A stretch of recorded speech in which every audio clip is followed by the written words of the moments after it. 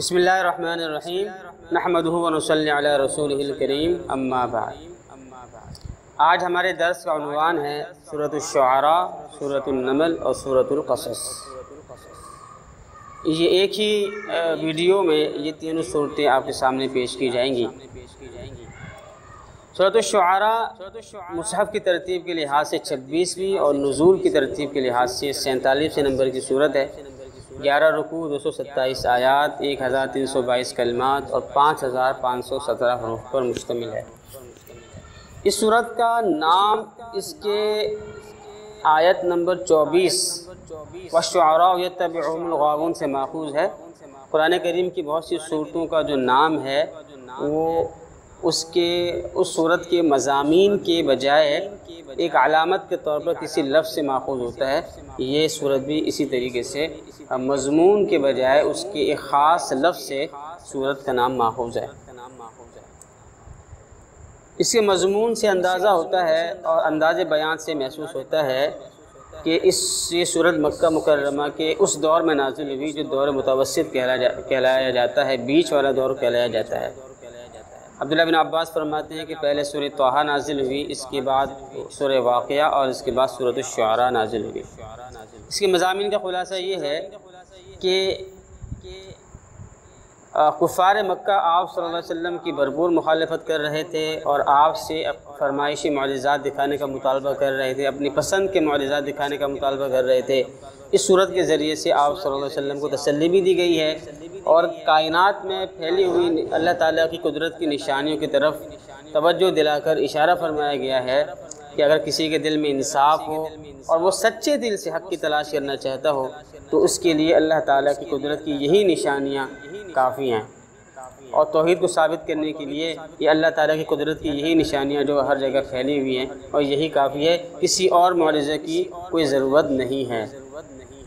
تمہیں اس طرح کے مطالبات و شبہات پیش نہیں کرنی چاہیے جس طرح کے مطالبات گزشتہ قوموں نے پیش کیے تھے۔ گزشتہ قوموں نے بھی ایسے ہی مطالبے کیے تھے، ایسے شبہات پیش کیے تھے، وہ بھی من مانے اور اپنی پسند کے معجزات کا مطالبہ کرتے تھے۔ اور اسی ضمن میں پھر پچھلے انبیاء کرام علیہ الصلوۃ والتسلیمات میں سے 7 انبیاء کرام کے واقعات انتہائی خوبصورت پیرائے میں بیان ہوئے ہیں۔ حضرت نوح علیہ السلام، حضرت ابراہیم علیہ السلام، حضرت موسیٰ علیہ السلام، حضرت شعیب علیہ السلام، حضرت لوط علیہ السلام، حضرت صالح علیہ السلام، حضرت ہود علیہ السلام، ان سب کے واقعات نہایت خوبصورت پیرائے میں بیان کیے گئے ہیں، اور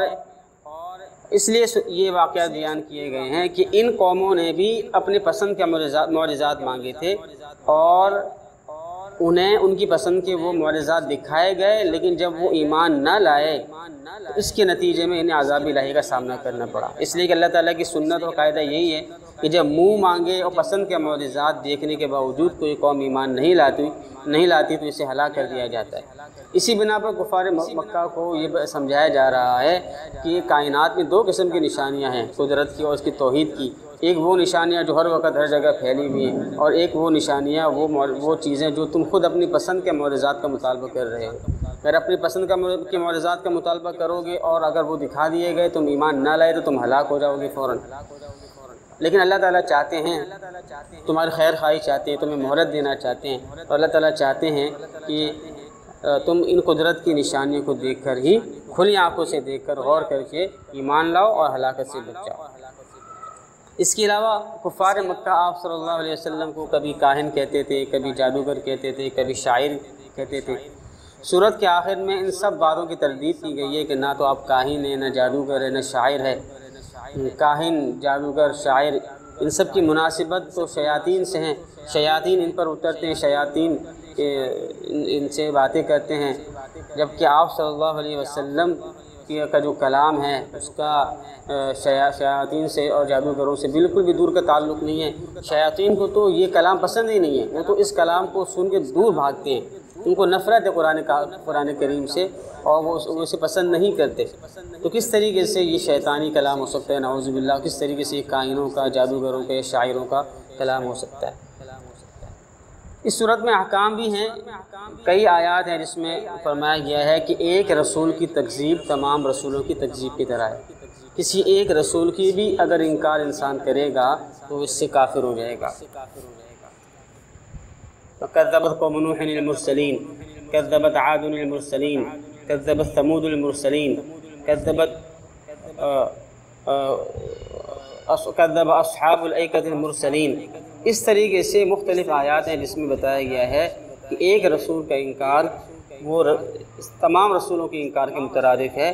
آپ دیکھیں نا، قوم نوح نے تو صرف نوح علیہ السلام کا انکار کیا تھا، قوم عاد نے حضرت ہود علیہ السلام کا انکار کیا تھا، قوم سمود نے حضرت صالح علیہ السلام کا انکار کیا تھا، قوم لوط نے حضرت لوط علیہ السلام کا انکار کیا تھا، قوم شعیب نے حضرت شعیب علیہ السلام کا انکار کیا تھا۔ لیکن ایک رسول کے انکار کو تمام رسولوں کے انکار کے مترادف قرار دیا گیا ہے۔ اس سے معلوم ہوتا ہے کہ کسی بھی ایک رسول کی تکذیب سے انسان دائرہ اسلام سے خارج ہو جاتا ہے۔ آیت نمبر 208 سے معلوم ہوتا ہے کہ اتمام حجت کے بغیر، یعنی کہ دعوت و تبلیغ پہنچے بغیر اللہ تعالیٰ کسی قوم پر عذاب نازل نہیں فرماتے۔ دعوت کے کچھ اصول بھی بتائے گئے ہیں اس صورت میں، اور یہ وہی اصول ہیں جو سورہ ہود اور سورہ کاف میں بھی گزر چکے ہیں۔ اور اسی طریقے سے یہ جو واقعات ہیں 7 انبیاء کرام کے، اس سے جو مسائل اخذ ہوتے ہیں، بہت سے مسائل کا ذکر پچھلی صورتوں میں گزر چکا ہے، واقعات بھی گزر چکے ہیں۔ ایک اہم مسئلہ جو پہلے بھی بیان ہوا ہے، دوبارہ بھی بیان کر دیتے ہیں، اس لیے کہ اس میں بار بار آیا ہے کہ مسلمان اپنے ملک کے کافروں کو قومی یا وطنی بھائی کہہ سکتے ہیں۔ اس صورت میں تمام نبیوں کو ان کی قوم کا قومی بھائی کہا گیا ہے۔ اذ قال لهم اخوهم نوح، اذ قال لهم اخوهم ہود، اذ قال لهم اخوهم صالح، اذ قال لهم اخوهم لوط۔ تو نبیوں کو بھائی کہا گیا ہے اپنی قوم کا۔ اس سے یہی معلوم ہوتا ہے کہ نبیوں کو ان کی قوم یا کسی بھی مسلمان، کوئی بھی مسلمان اپنے ملک کے کافروں کو بھائی کہہ سکتا ہے قومی اور وطنی لحاظ سے۔ البتہ حضرت شعیب علیہ السلام کا تعلق کیونکہ اس علاقے سے، اس قوم سے نہیں تھا جس قوم کی طرف ان کو مبعوث کیا گیا تھا، نبی بنا کر بھیجا گیا تھا، اس لیے حضرت شعیب علیہ السلام کے بارے میں یہ لفظ استعمال نہیں ہوئے، بھائی کے لفظ وہاں استعمال نہیں ہوئی، اس لیے کہ ان کی بعثت اس علاقے میں نہیں ہوئی تھی جس علاقے سے ان کا تعلق تھا۔ آیت نمبر 192 سے 96 تک قرآن کریم کے بارے میں معلومات دی گئی ہیں کہ یہ قرآن اللہ کی کتاب ہے، جسے جبرائیل امین لے کر آئے ہیں، اور نبی کریم صلی اللہ علیہ وسلم کے قلب مبارک پر یہ قرآن نازل ہوتا ہے، اور یہ فصیح عربی زبان میں نازل کی گئی کتاب ہے، اور اس کے بارے میں سابقہ آسمانی کتابوں میں بشارتیں موجود ہیں۔ آیت نمبر 224 سے 227 تک فرمایا گیا ہے کہ شاعری پسندیدہ نہیں ہے، اکثر شاعری بری ہوتی ہے، شاعر تخیلات میں گھوم کر اپنے تخیلات کے استعمال کرتے ہوئے اور اکثر جھوٹی شاعری کر رہا ہوتا ہے، اور شیاطین سے ان کی خاص مناسبت ہو جاتی ہے، تو شاعری پسندیدہ کلام نہیں ہے۔ ہاں، اگر ایسی شاعری ہوں جس میں نیکی کی باتیں ہوں اور دین کی، ایمان کی، مذہب کی اس میں تائید و حمایت کی گئی ہو، اور خلاف دین کوئی بات نہ ہو، تو ایسی شاعری کی اجازت ہے۔ دوسری سورۃ النمل ہے۔ مصحف کی ترتیب کے لحاظ سے یہ 27ویں اور نزول کی ترتیب کے لحاظ سے 48ویں نمبر کی صورت ہے۔ 7 رکوع، 93 آیات، 1163 کلمات اور 4679 اس کے حروف ہیں۔ نمل کے معنی عربی میں چونٹی کے ہوتے ہیں۔ چونکہ اس صورت کی آیت نمبر 18 میں حضرت سلیمان علیہ السلام کا یہ واقعہ بیان کیا گیا ہے کہ وہ چونٹیوں کی وادی کے پاس سے گزرے تھے، اور چونٹیوں سے ان کا کلام ہوا تھا، ان کی بات چیت ہوئی تھی، اس لیے اس صورت کا نام سورہ نمل رکھا گیا ہے۔ یہ صورت بھی پچھلی صورت یعنی سورہ شعراء کے فوراً بعد نازل ہوئی تھی، اور اس کے مضامین کا خلاصہ یہی توحید، رسالت، آخرت اور کفر کے برے نتائج، یہ چیزیں اس کا خلاصہ ہے۔ اس صورت میں توحید کی خوبصورت انداز میں دلائل دیے گئے ہیں، مثلا یہ کہ زمین، آسمان، بارش اور کھیتوں کا خالق اللہ ہے، اس لیے معبود بھی وہی ہے اور عبادت بھی اسی کی کرنی چاہیے۔ پھر فرمایا گیا ہے کہ زمین کو قابل استعمال اللہ نے بنایا، پہاڑ اس نے بچھا دیے جس سے زمین قابل استعمال ہو گئی، نہروں کا نظام اللہ کا وضع کرتا ہے، دریاؤں کا نظام اللہ کا وضع کرتا ہے، سمندروں کے درمیان فرق ظاہر کرنے کے لیے آڑ اللہ تعالیٰ کی قدرت کا شاہکار ہے کہ دو سمندر آپس میں ملتے نہیں ہیں بلکہ دونوں الگ الگ نظر آتے ہیں، کہ اللہ تعالیٰ کی قدرت کا عظیم کرشمہ ہے، لہذا معبود بھی اللہ ہی ہے اور عبادت بھی اسے اللہ کی کرنی چاہیے۔ پھر فرمایا کہ انسان جب بے بس، مجبور، لاچار، بیمار ہوتا ہے تو تو فطری طور پر وہ اللہ ہی کو پکارتا ہے، اللہ کے علاوہ کسی کو نہیں پکارتا۔ تو جب وہ اللہ ہی کو پکارتا ہے تو معبود ہر حال میں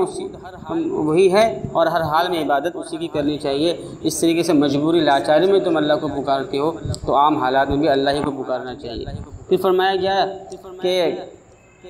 سمندر کی تاریکیاں ہوں یا جنگلات کی تاریکیاں ہوں، رستہ اللہ ہی دکھاتے ہیں،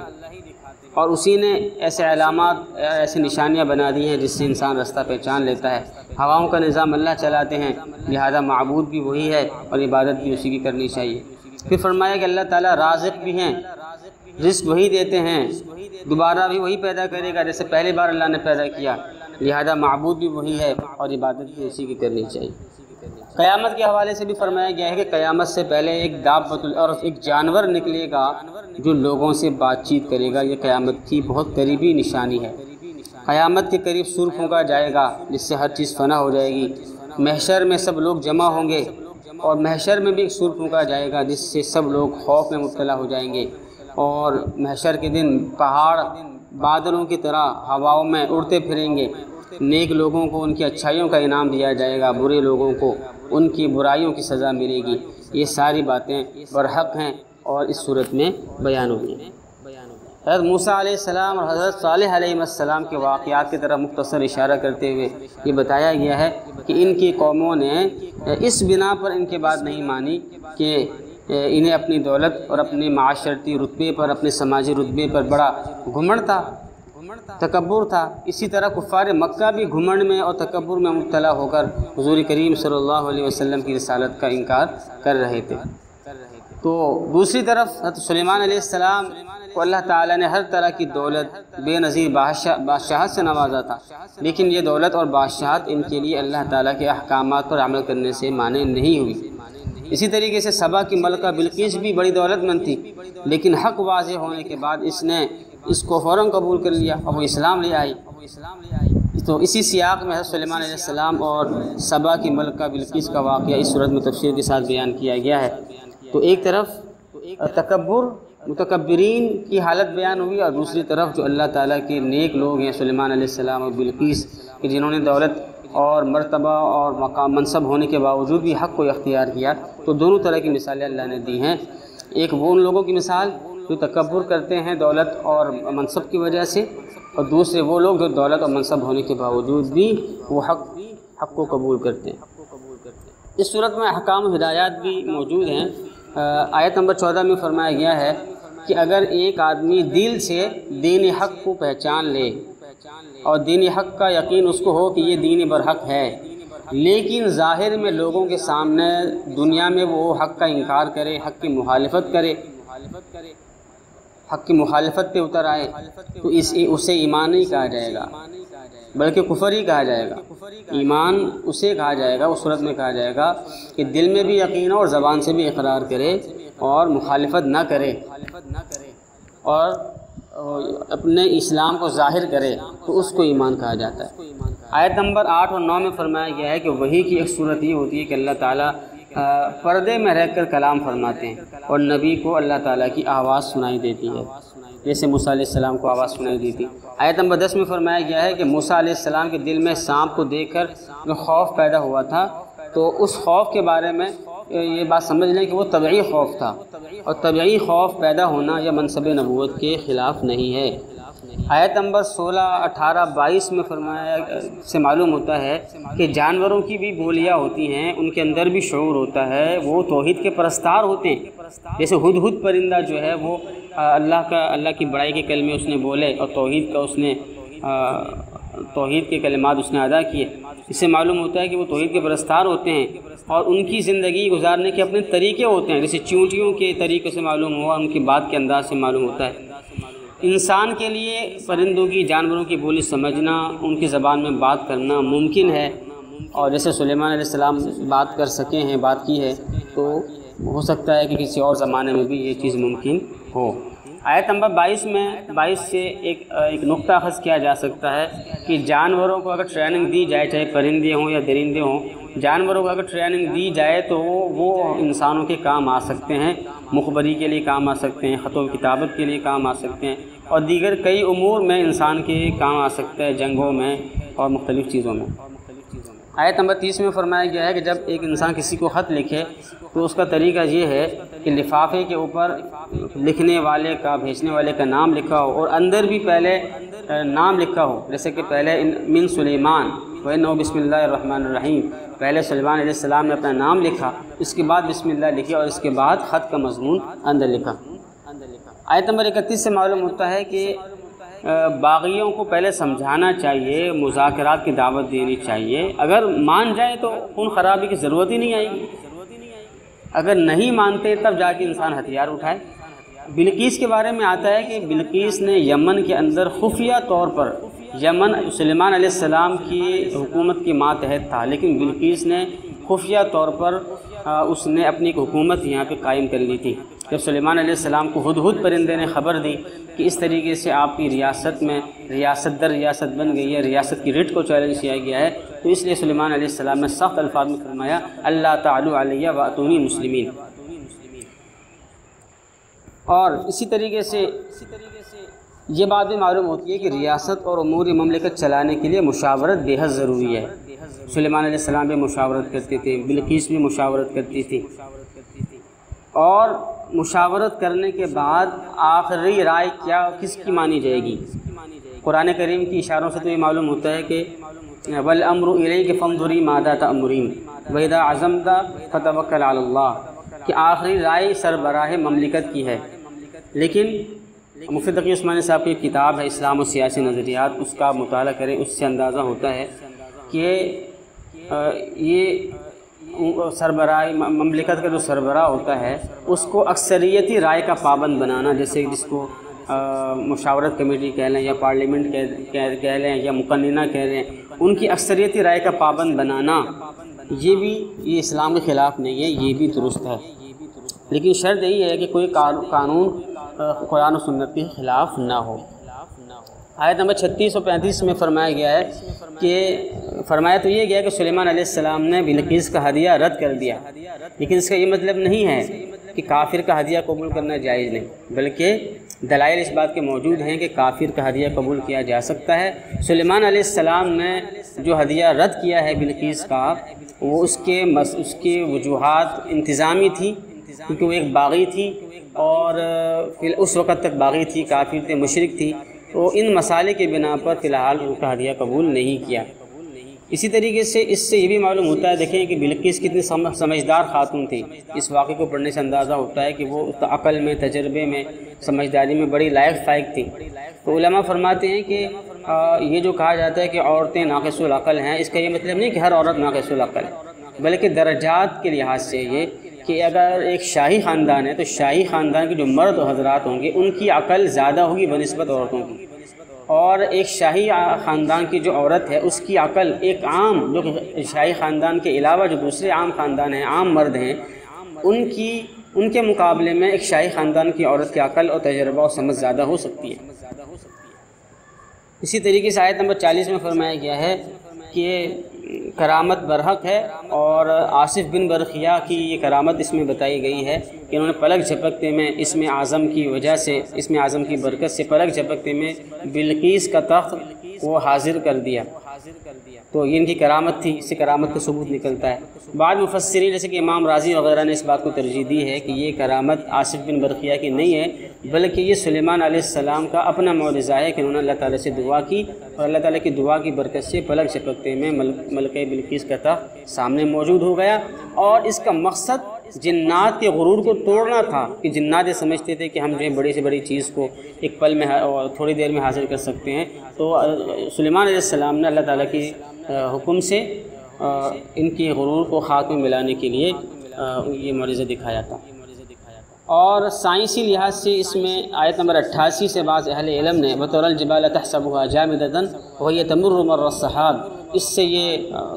استدلال کیا ہے کہ ہم لوگ سمجھتے ہیں کہ یہ زمین، یہ پہاڑ سب جامد ساکت ہیں، حالانکہ یہ گھوم رہی ہے، یہ گردش کر رہی ہے۔ آج کے سبب کی آخری بعض اہل علم نے سورۃ القصص زمین کی گردش کا مسئلہ 28ویں اور نزول کی ترتیب کے لحاظ سے 49ویں صورت ہے۔ 9 رکوع، 88 آیات، 1441 کلمات اور 5791 حروف پر مشتمل ہے۔ اس سورت کی آیت نمبر 25 کے اندر ہے وقص علیہ القصص، یعنی وہ سورت جس میں القصص کا لفظ آیا ہے۔ لغت کے اعتبار سے قصص کے معنی ہیں ترتیب وار واقعات بیان کرنے کے، اس لحاظ سے یہ لفظ بے اعتبار معنی بھی اس سورت کا عنوان ہو سکتا ہے، کیونکہ اس میں حضرت موسیٰ علیہ السلام کا مفصل قصہ جو کہ کئی قصوں پر مشتمل ہے وہ اس میں بیان ہوئے ہیں۔ عبداللہ بن عباس رضی اللہ تعالیٰ عنہ کی ایک روایت یہ ہے کہ یہ سورت سورہ نمل کی فوراً بعد نازل ہوئی تھی، اور مختلف روایات سے معلوم ہوتا ہے کہ یہ آخری وہ سورت ہے جو مکہ مکرمہ میں ہجرت سے پہلے نازل ہوئی، کیونکہ اس کی آیت نمبر 85 یہ اس وقت نازل ہوئی تھی جب آپ صلی اللہ علیہ وسلم ہجرت کی غرض سے مدینہ منورہ کے لیے روانہ ہو چکے تھے۔ اس سے معلوم ہوتا ہے کہ یہ سورت مکہ مکرمہ کے قیام کے بالکل آخری زمانے میں نازل ہوئی ہے۔ اس سورت کا خلاصہ بھی آپ صلی اللہ علیہ وسلم کی دعوت کی سچائی کو ثابت کرنا ہے۔ سورت کی پہلی 43 آیتوں میں حضرت موسیٰ علیہ السلام کی ابتدائی زندگی کی وہ تفصیلات بیان فرمائی گئی ہیں جو کسی اور سورت میں بیان نہیں ہوئی۔ اس واقعے کو تفصیل کے ساتھ بیان کرنے کے بعد آیت نمبر 44 تا 47 میں اللہ تعالی نے اشارہ فرمایا ہے کہ آپ صلی اللہ علیہ وسلم کے پاس ان واقعات کو اتنی تفصیل سے گہرائی سے معلوم کرنے کا کوئی ذریعہ نہیں تھا۔ آپ لکھے پڑھے بھی نہیں تھے، آپ نے کئی مدارس کے کوئی اسکول کالج کے اسفار بھی نہیں کیے تھے۔ اس کے باوجود جب آپ یہ واقعات بیان فرما رہے ہیں اور انتہائی درست طریقے سے بیان فرما رہے ہیں تو اس سے بات بالکل واضح ہو جاتی ہے کہ آپ پر اللہ تعالیٰ کی طرف سے وحی آتی ہے، اور کفار اس کے علاوہ اس صورت میں کفار مکہ کی طرف سے آپ کی نبوت اور رسالت پر جو اعتراضات کیے جاتے تھے ان کا بھی شافی اور کافی شافی جواب اس صورت میں دیا گیا ہے، اور آپ کو تسلی بھی دی گئی ہے کہ جو لوگ ضد پر اڑے ہوئے ہیں ان کی طرز عمل کی کوئی ذمہ داری آپ پر عائد نہیں ہوتی، ان کا یہ معاملہ ان کے خلاف جائے گا اور اس پر ان کی پکڑ ہوگی اور اس کا نقصان ان کو اٹھانا پڑے گا۔ کفار مکہ جن جھوٹے خداؤں پر ایمان رکھتے ہیں اس کی تردید بھی اس صورت میں کی گئی ہے۔ قریش کے بڑے بڑے سردار اپنی دولت پر گھمنڈ کرتے تھے، اپنی دولت پر غرور کی وجہ سے، اپنے منصب پر غرور کی وجہ سے آپ صلی اللہ علیہ وسلم کی دعوت کو، اسلام کی دعوت کو قبول کرنے سے انکار کرتے تھے۔ ان کی عبرت کے لیے آیات 76 سے 82 تک قارون کا واقعہ بیان کیا گیا ہے تفصیل سے، جو کہ موسیٰ علیہ السلام کا کزن تھا۔ حضرت موسیٰ علیہ السلام کے زمانے میں سب سے زیادہ دولت مند شخص یہی تھا، بنی اسرائیل میں تھا، لیکن ضد میں آ کے بنی اسرائیل پر ہی مظالم ڈھاتا تھا۔ یہ بڑا دولت مند تھا، لیکن اس کی دولت اسے تباہی سے بچا نہ سکی۔ اس کی دولت اتنی زیادہ تھی کہ مضبوط طاقتور پوری غلاموں کی فوج بھی اس کا خزانے کا جو کا بوجھ اٹھانے سے، اس کی چابیاں اٹھانے سے وہ عاجز آ جاتے تھے، اور بڑی بھاری اس کی چابیاں تھیں، لیکن اس کی یہ دولت اسے بچا نہ سکی اور وہ اس کو زمین میں دھسا دیا گیا۔ سورت کے آخر میں حضور اقدس صلی اللہ علیہ وسلم سے وعدہ کیا گیا ہے کہ اگرچہ اس وقت آپ بے سر و سامانے کی حالت میں مکہ مکرمہ چھوڑنے پر مجبور ہو رہے ہیں، لیکن ایک وقت آئے گا کہ اللہ تعالیٰ آپ کو فاتح کی حیثیت سے دوبارہ مکہ مکرمہ میں واپس کریں گے اور آپ یہاں فاتح بن کر واپس آئیں گے۔ اس صورت کے اندر احکام بھی موجود ہیں، کافی اہم احکام۔ آیت نمبر 15 میں فرمایا گیا ہے، اس سے معلوم ہوتا ہے آیت نمبر 15 سے کہ موسیٰ علیہ السلام سے ایک کافر قبطی قتل ہو گیا۔ اس پر لوگ اعتراض کرتے ہیں کہ نبی تھے، نبی سے کیسے قتل ہو گیا؟ تو اس کا جواب یہ ہے کہ دیکھیے وہ تو ایک محض غیر ارادی قتل تھا، قتل کا ارادہ تھا ہی نہیں، آپ اس کو صرف تھپڑ رسید کرنا چاہتے تھے، لیکن اگلا بندہ مر گیا۔ تو یہ ایک تو یہ ارادی قتل نہیں تھا، دوسرا وہ دارالحرب تھا، بنی اسرائیل کے لیے مصر دارالحرب بن چکا تھا، اور دارالحرب میں کافر کو قتل کرنا جائز ہوتا ہے، گناہ نہیں ہوتا، لیکن کیونکہ وہ ایک غیر محتاط بات تھی اس لیے آپ نے استغفار بھی کیا۔ آیت نمبر 23 میں فرمایا گیا ہے، اور اس سے معلوم ہوتا ہے بلکہ کہ پردہ اور مردوں کے اختلاط سے عورتوں کا بچنا یہ ایک فطری بات ہے۔ زمانہ قدیم میں ہی عورتیں مردوں کے اختلاط سے بچا کرتی تھیں اور اپنا ان سے دور رہا کرتی تھی، آپس کے اختلاط ان میں نہیں ہوا کرتا تھا۔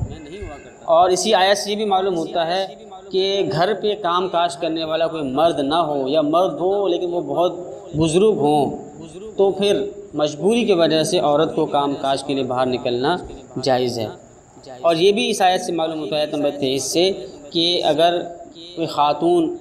ضعیف ہے یا جوان ہے لیکن اس کو آپ کے سہارے کی ضرورت ہے،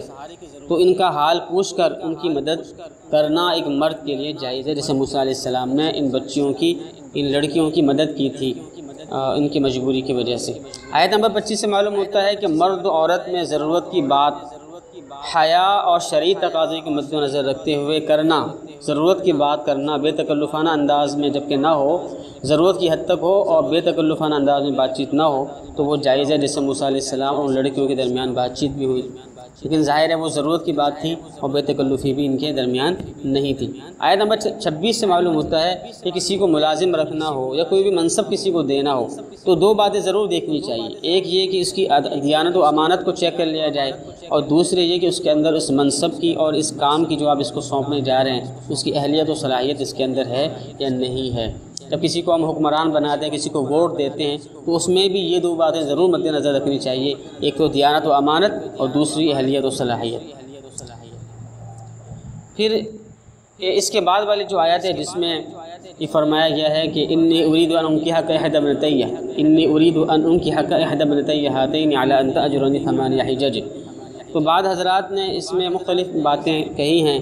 لیکن بہترین بات وہ ہے جو علامہ عینی نے عمدۃ القاری میں فرمائی ہے، اور شیخ الاسلام مفتی تقی عثمانی صاحب نے آسان ترجمہ قرآن میں اس کو نقل کیا ہے کہ یہاں ایسا نہیں ہوا ہے کہ ملازمت و نکاح کو باہم ایک بندھن میں جوڑا گیا ہے اور آپس میں ایک دوسرے کو مشروط کر دیا گیا ہے، یا ملازمت کو نکاح کا مہر قرار دیا گیا، ایسا نہیں ہوا ہے، بلکہ ملازمت کا معاہدہ بالکل الگ ہوا ہے اور نکاح کا معاملہ بالکل الگ ہوا ہے، دونوں باہم مشروط نہیں ہیں، ہر ایک الگ معاملہ ہے اور جو اپنے شرعی اصولوں کے ساتھ ہوا ہے۔ نکاح کا جو معاملہ ہوا ہے وہ متعین کر کے ہوا ہے کہ کس لڑکی سے نکاح ہونا ہے، اس کا کیا مہر ہے، اور ملازمت کا معاہدہ بالکل الگ ہوا ہے، اس میں ان کی اجرت وغیرہ طے ہوئی ہے اور کام طے ہوا ہے، یہ سب الگ الگ معاہدے ہیں، باہم مشروط نہیں ہیں۔ آیت نمبر 56 سے معلوم ہوتا ہے کہ نبی کریم صلی اللہ علیہ وسلم کا کام ہدایت کا راستہ دکھانا ہے، جبکہ ہدایت دینا اللہ کا کام ہے۔ اور آیت نمبر 77 سے معلوم ہوتا ہے کہ وابتغ فیما آتاک اللہ الدار الآخرۃ، کہ انسان کو جو مال